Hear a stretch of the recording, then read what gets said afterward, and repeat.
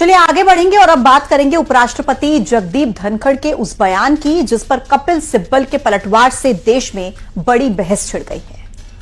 दरअसल संविधान के जानकार कहते हैं कि विधायिका और न्यायपालिका की शक्तियों को बांटने वाली रेखा इतनी बारीक है कि कभी कभी दोनों संस्थाएं एक दूसरे के कार्यक्षेत्र में दखलंदाजी करती हैं, जिसके बाद टकराव पैदा होता है। मौजूदा समय में दोनों संस्थाओं के बीच एक बार फिर से टकराव देखने को मिल रहा है। दरअसल ये टकराव तमिलनाडु के राज्यपाल पर सुप्रीम कोर्ट के फैसले को लेकर है और इसी फैसले को लेकर कल उपराष्ट्रपति जगदीप धनखड़ ने न्यायपालिका के लिए कड़े शब्दों का इस्तेमाल किया था। उन्होंने सुप्रीम कोर्ट को निशाने पर लेते हुए कहा था कि अदालतें राष्ट्रपति को आदेश नहीं दे सकती, जज सुपर पार्लियामेंट की तरह काम कर रहे हैं। और संविधान का अनुच्छेद 142 न्यूक्लियर मिसाइल बन गया है।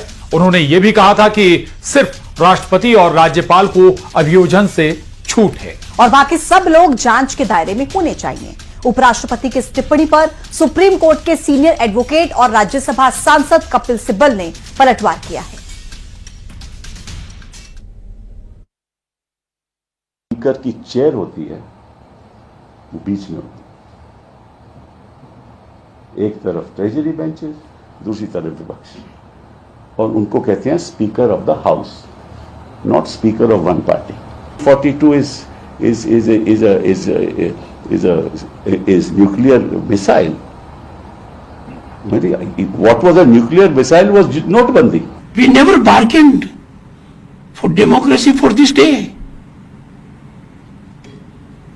President being called upon to decide in a time-bound manner, and if not, becomes law. So we have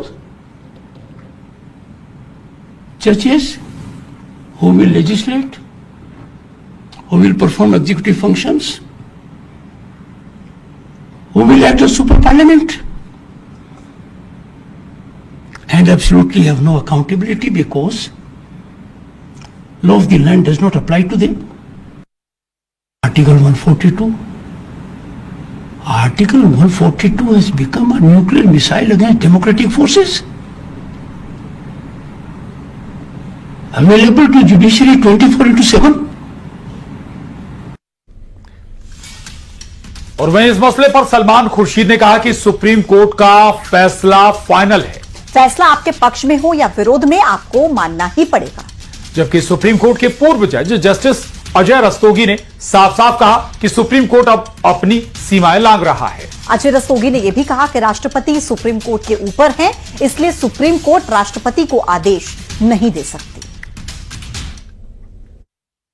supreme court जो है वो फाइनल है, सुप्रीम कोर्ट को हम मानते हैं। अब ये नहीं कह सकते कि सुप्रीम कोर्ट जब हमारे हित की बात करेगा तब हम स्वीकार करेंगे और जो हमारे खिलाफ जाएगा तो हम उसको नकार देंगे, ये नहीं आप कह सकते हैं।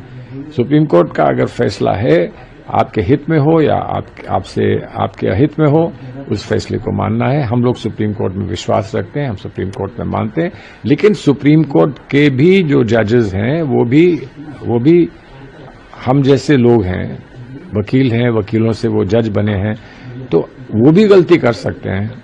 और उन्होंने इस बात को स्पष्ट किया है कि हमने अगर गलती की तो हमारे यहाँ एक प्रावधान रिव्यू का है कि आप आ सकते हैं कहने के लिए कि हमने गलती की है। उसके कुछ मापदंड होते हैं, उनको आप लागू करके रिव्यू करा सकते हैं। Honorable the President, to my understanding, was not correct in my view. Madhya Pradesh की पूर्व मंत्री और विधायक उषा ठाकुर की सीधे भगवान से बात है, ये हम नहीं कह रहे, बल्कि उनका एक वीडियो सोशल मीडिया पर काफी वायरल हो रहा है। इस वीडियो में उषा ठाकुर कार्यकर्ताओं और लोगों को नसीहत देती नजर आ रही हैं और कह रहे हैं कि जिन लोगों ने दूसरे दल से पैसे लिए और बीजेपी को वोट नहीं किया, वो अपने अगले जन्म में ऊंट, बकरी, कुत्ता, बिल्ली बनने वाले। विधायक ने कहा कि मेरे भगवान से सीधी बातचीत है, इस बात को समझ लेना। तो किसी ने कुछ ले दे भी लिया, ले लो भाई, पर वोट डालते समय अपना ईमान मत गवाओ। वोट तो भारतीय जनता पार्टी को ही देना। पिछले जन्म में दिख रहा ना आपको, ऊंट भेड़ बकरी कुत्ते बिल्ली, जो लोकतंत्र बेचेगा वो यही बनने वाले हैं, पक्का लिखना। पूर्व मंत्री और विधायक उषा ठाकुर का एक अजब और गजब बयान काफी वायरल हो रहा है। कार्यकर्ताओं को संबोधित करते हुए उषा ठाकुर ने कहा कि जो वोट बेचेंगे वो अगले जन्म में कुत्ता बिल्ली बनने वाले हैं। तो किसी ने कुछ ले दे भी लिया, ले लो भाई, पर वोट डालते समय अपना ईमान मत गवाओ।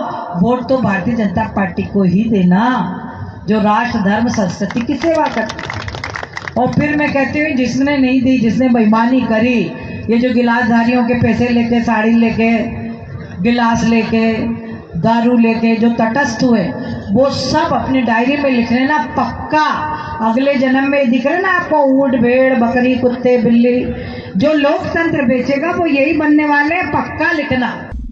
इतना ही नहीं, उषा ठाकुर यही नहीं रुकी। कार्यकर्ताओं से उन्होंने कहा कि उनकी भगवान से सीधी बातचीत है।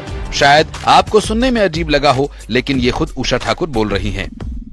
अगले जन्म में दिख रहा ना आपको, ऊंट भेड़ बकरी कुत्ते बिल्ली, जो लोकतंत्र बेचेगा वो यही बनने वाले हैं, पक्का लिखना। भगवान से मेरी सीधी बातचीत है, विश्वास करना मेरा। अब उषा ठाकुर के बयान पर सियासत भी गर्मा गई है। कांग्रेस ने बीजेपी पर निशाना साधा, उधर बीजेपी ने कांग्रेस के आरोपों पर हमला बोला। को भी पुनर्विचार करना चाहिए कि क्या इन लोगों को आपने भारी बहुमत से चुनाव जिताया था, क्या इन लोगों को आपने जनमत दिया था। तो निश्चित ही जो मूल समस्या उस पर बात करने की जगह इस तरह के ऊट पटांग बयानों पे जिस प्रकार से कह रहे हैं, ये बिल्कुल ही निंदनीय है। और जो मध्य प्रदेश की वर्तमान समस्या, उन पर चर्चा। अंदर किस प्रकार से शराब बांटते हैं, पैसे बांटते हैं, प्रलोभन देते हैं, साड़ियां बांटते हैं, कई ऐसे उदाहरण आ चुके हैं। और हमने ये भी देखा कि जीतू पटवारी खुद जो प्रदेश कांग्रेस के अध्यक्ष, उनका एक बयान सामने आया कि महिलाएं पैसे लेके पोलके में रख देती है। ऐसा वो अपने क्षेत्र में महिलाओं के बीच में बोल रहे हैं। तो उसी तारतम्य में, उसी परिप्रेक्ष्य में उन्होंने बात कही है कि लोकतंत्र को मत बेचो, लोकतंत्र की रक्षा करो। यदि आप लोकतंत्र को बेचोगे तो निश्चित तौर पर आप सजा के हकदार होगे। उस परिप्रेक्ष्य में उन्होंने बात कही, लेकिन उसकी गलत तरीके से व्याख्या की जा रही। फिलहाल उषा ठाकुर का बयान चर्चा में बना हुआ है और साथ ही ये बयान सोशल मीडिया पर भी काफी वायरल हो रहा है। इंदौर से मिथिलेश गुप्ता की रिपोर्ट, न्यूज़ 18। और अब बात गोल्ड की, जिसके दाम ने चौंका दिया है। सोने के दाम जिस तरह से उछाल मार रहे हैं, उससे 10 ग्राम सोना 1 लाख के पार होता दिख रहा है। और सोने के दाम बढ़ने से ग्राहक मायूस हैं, तो वहीं ज्वेलरी शॉप में भी रंगत नहीं है।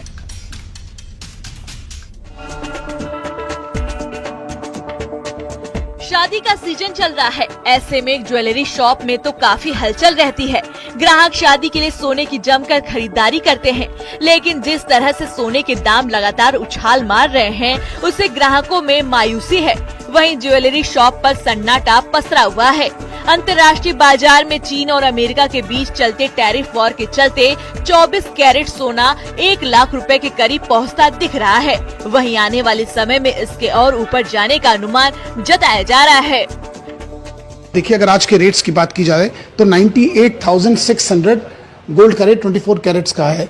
यानी कहीं ना कहीं रोज सोने के भाव बढ़ रहे हैं। और एक सप्ताह की बात करें तो एक सप्ताह में 2,500 रुपया तोला पर बढ़ा है, यानी 10 ग्राम पर 2,500 बढ़ा है। अगर एक्सपर्ट्स की माने तो 24 से 48 घंटे में ये 1 लाख को क्रॉस करेगा, यानी 1 लाख रुपए में 1 तोला, यानी 1 लाख रुपए में 10 ग्राम सोना मिलेगा। और अगर और बाजार का पूरा बात की जाए, बाजार के एक्सपर्ट का कहना है कि 2 से 3 महीने में ये 1,20,000 और 1,30,000 तक जा सकता है। और ऐसे में शॉप्स पर सन्नाटा पसरा। आप देख सकते हैं कि ये सालक का वक्त है, आमतौर पर सालक में लोग सामान खरीदते हैं, मगर इस वक्त पूरी शॉप पे सन्नाटा पड़ा है। कानपुर देश की 5 सबसे बड़ी सराफा मार्केट में आती है। गोल्ड के दामों में आई तूफानी तेजी का यहाँ भी असर दिख रहा है। वो प्रॉब्लम तो है ही एक्चुअली, क्योंकि हमारे यहाँ पे भी लोग कस्टमर्स सोना खरीदने से घबरा रहे हैं, ज़्यादा सेल्स भी नहीं हो रही है। और कानपुर जो कि टॉप 5 मार्केट है इंडिया की, गोल्ड मार्केट है, वहाँ पे भी हम लोग क्या इतना ज़्यादा सेल्स नहीं हो रही है, डीलिंग नहीं हो पा रही है, कस्टमर्स कम आ रहे हैं, लोग कतरा रहे हैं सोना खरीदने से। लोग सोने के दामों में कमी के आने के इंतजार में हैं, लेकिन सोना लगातार छलांग मार रहा है, जिससे बाजार में खरीदार नहीं मिल रहे हैं। अभी जो हालात चल रहे हैं, उससे अक्षय तृतीया तक सोना कहां तक पहुंच जाएगा, इसके बारे में कोई भी नहीं बता सकता। न्यूज़ 18 के लिए अमित गंजू के साथ ब्यूरो रिपोर्ट। और चलिए खबर असरदार में आज के लिए हमारे साथ इतना ही। आप बने रहिए न्यूज़ 18 के साथ।